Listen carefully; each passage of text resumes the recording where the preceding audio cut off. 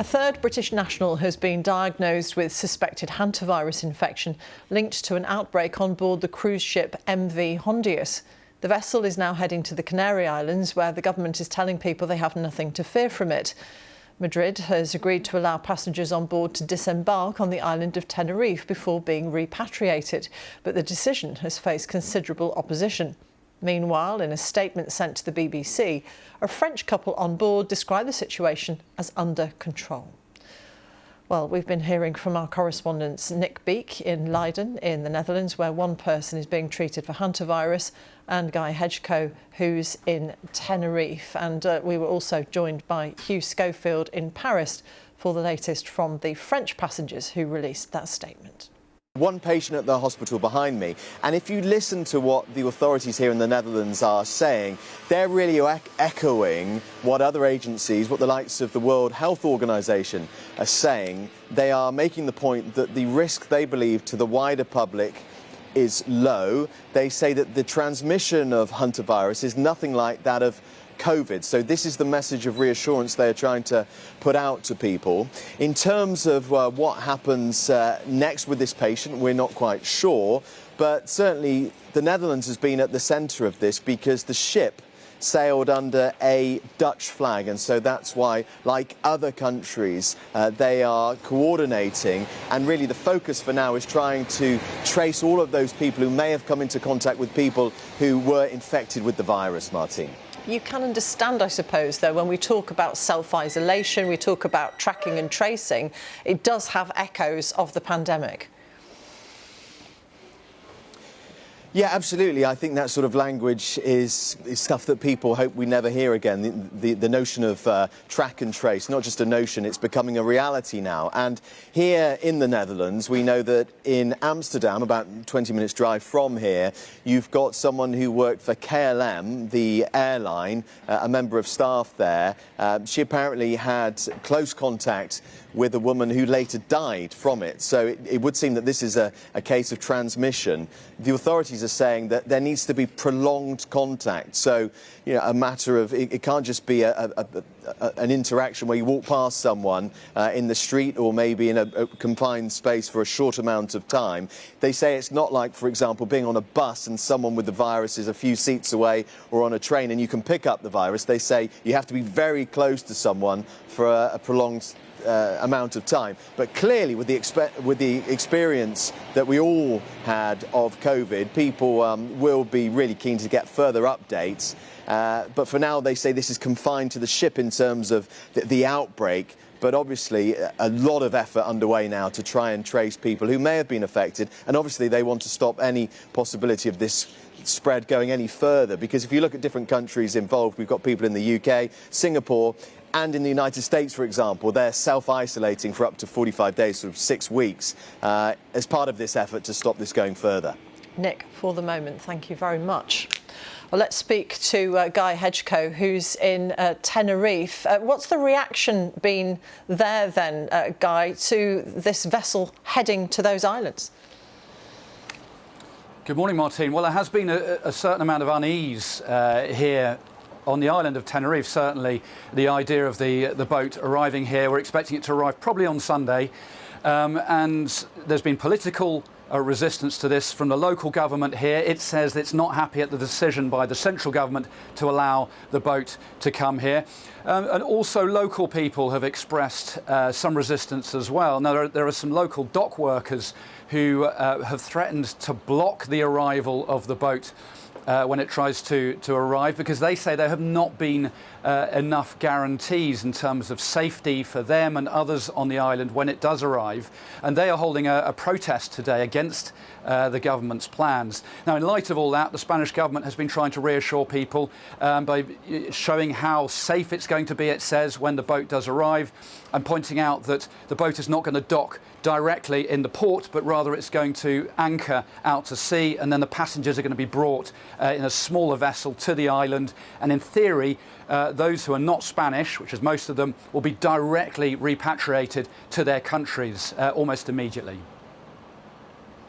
Guy, thank you very much. Guy Hedgecoe in Tenerife, thank you very much. Let's speak to our Paris correspondent, Hugh Schofield. And Hugh, we were just saying a few moments ago that a French couple have described the situation on board this vessel as under control. It was in a statement sent to the BBC. What more can you tell us? Yeah, this is Roland and Julie Sètre, who are a couple in their 60s on board this cruise. They've been identified and contacted by various media organisations here in France, including us, and they've, rather than sending out individual statements, they send out a group statement to us and others. It's very interesting. They're journalists working in the field of science, and like a lot of other people on this cruise, they say they were there for sort of scientific interest. It's not a luxury cruise. They're pointing out it's very much a kind of cruise for interested persons in various fields of the sciences, ornithologists and so on. And they say that on board, there's no panic. The situation is almost normal, they say.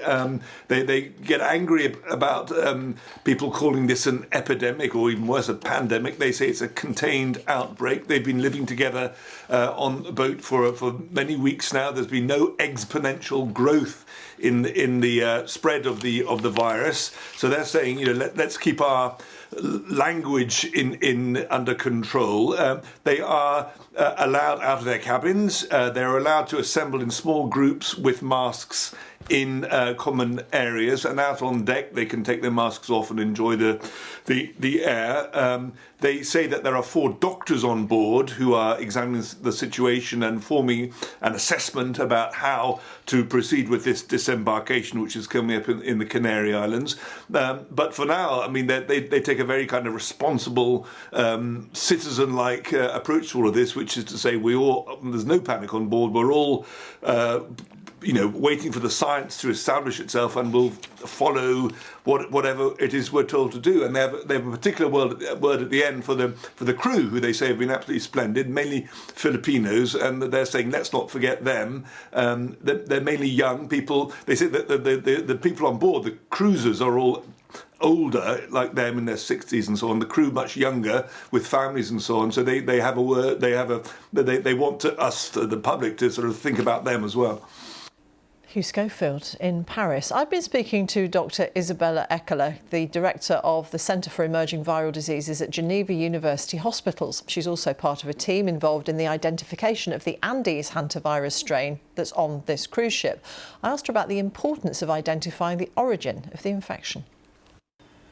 So it's actually a rare virus. So South America is endemic for these type of hantaviruses. Argentina reports like around 100 to 200 cases a year. So even in the endemic countries, it's quite rare, and it's always a spillover from a rodent. So we just have a few instances where these person-to-person transmission events were described, and actually that was really in places where people had very close contact. So it really needs to have some special circumstances to transmit between people. How often do people recover from it? So unfortunately, it's one of the hantaviruses that can cause more severe disease. So the mortality is reported to be up to 50% for diagnosed cases. So we think, like with many rare and less studied viruses, probably there is a whole spectrum of people with milder disease or maybe even asymptomatic that we don't catch. So that's also an opportunity now to better understand actually how this virus behaves. But in principle, we can say it's a pretty rare virus, and we don't know that much about it, but it can be quite severe, unfortunately. Dr. Isabella Eckele from the Geneva University Hospitals. Let's listen into this discussion that the World Health Organization is hosting. Various medical experts discussing this outbreak of hantavirus. In Johannesburg, yet she's apparently not infected with the hantavirus. So that is, in many directions, good news. The tracing worked. The fact that she presented herself with symptoms worked. And the testing shows that she's not infected. Thank you. Thank you very much. Yeah, I think Nina has a follow-up. Yeah.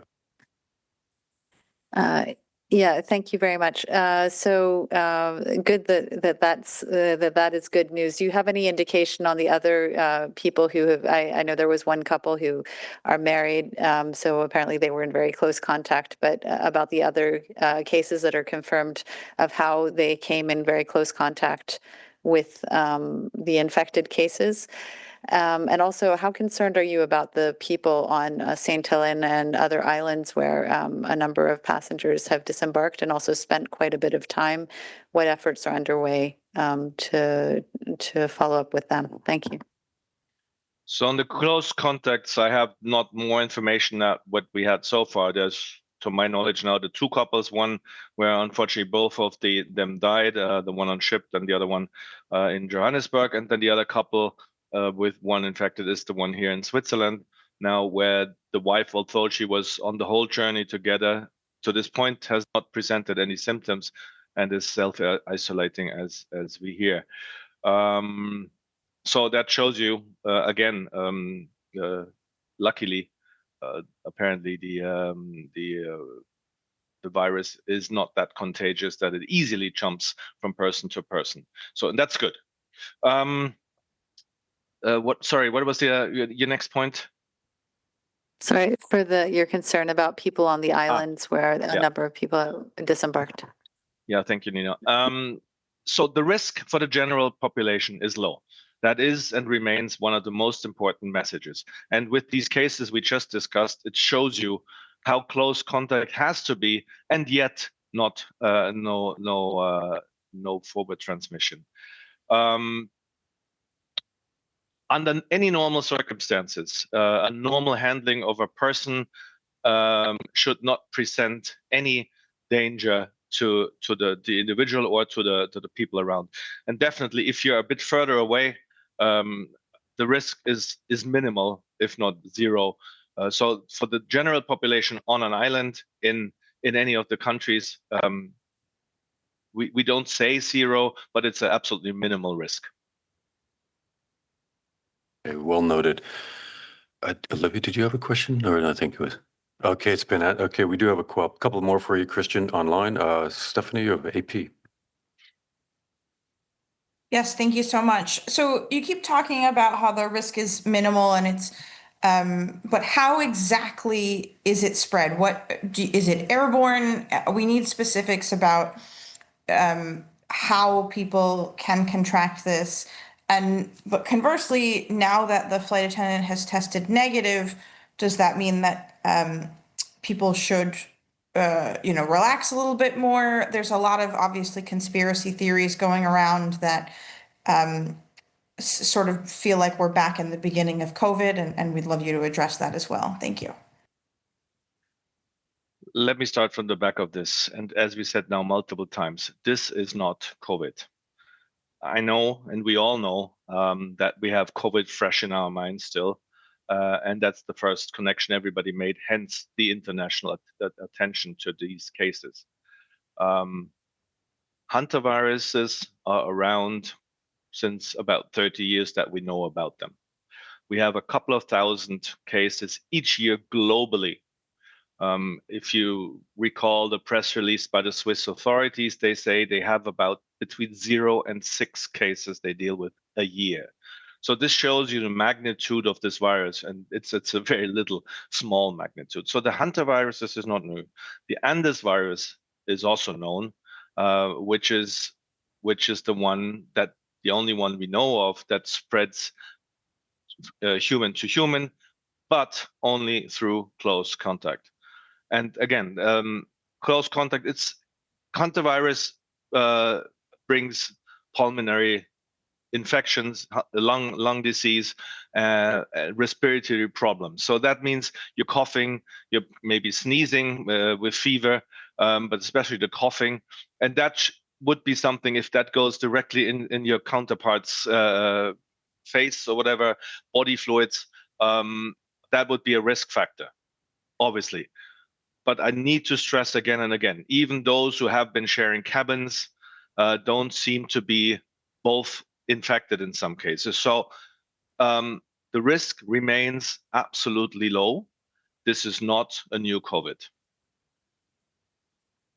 The message is very clear. We have maybe Stephanie, you want to follow up to your previous question, and then we'll take another one afterwards. Yes, Stephanie? thank you. So it's we're just trying to dial down, and it's spread via respiratory. I know the 6 feet in the U.S. was the COVID thing. What is there a number of meters? Is it?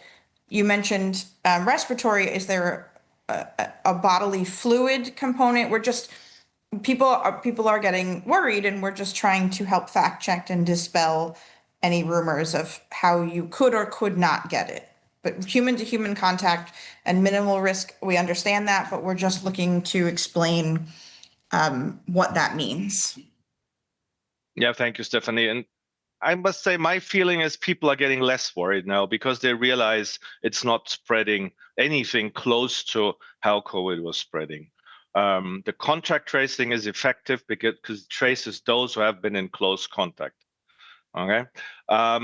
On the distance, I don't have centimeters or meters for you, but it's not at all the distance that we talked about in terms of COVID. It's not anything close to measles, for example, where if you're in your press room here, if somebody on the front was coughing, the first rows would be in trouble. No, not at all. Close contact means you have to be basically in your face, your direct counterpart, obviously partners, that's logical, so to say. But I can't give you an exact centimeter measurement, but it has to be with anything you cough out. If you share saliva, that might be something. Like spitting would also be a problem. But apart from that, again, let's not forget from couples who were close or are close, from a flight attendant who handled the sick woman who just shortly after died and was feeling extremely unwell. We get negative test results. That should convince nearly everybody now that this is a dangerous virus, but only to the person who's really infected, and it's the risk to the general population remains absolutely low. Thanks again, Christian. Very clear. Final question, Antonio, Efe. Thank you very much. Some reports say that the ship, the MV Hondius, could arrive in the Canary Islands on Sunday, and this is one day later than initially expected. Some reports before said Saturday. So, do you have any information about this possible delay? Would it be caused by health-related circumstances? Thank you. So I don't know exactly when the ship is about to arrive. That's definitely between the operator and receiving the host country. But what we know is that the ship had been waiting for 2 medical doctors from the Netherlands to arrive and board the ship, so that they would go with the ship together with our WHO expert on board. These 3 would accompany the ship all the way to the next port. If that was the reason to delay, I can't tell you, but that they had been waiting for these 2 medical doctors, hence could only depart then. Thank you very much, Christian, and we'll all look out for that disease outbreak update later today. As always, thanks for joining us and for this important update in clarity. So I think that does it. No further questions on any other subjects. On that note, I wish you a good afternoon and a nice weekend. See you here on Tuesday. Thanks. Latest updates then on the hantavirus outbreak affecting that cruise ship from the World Health Organization.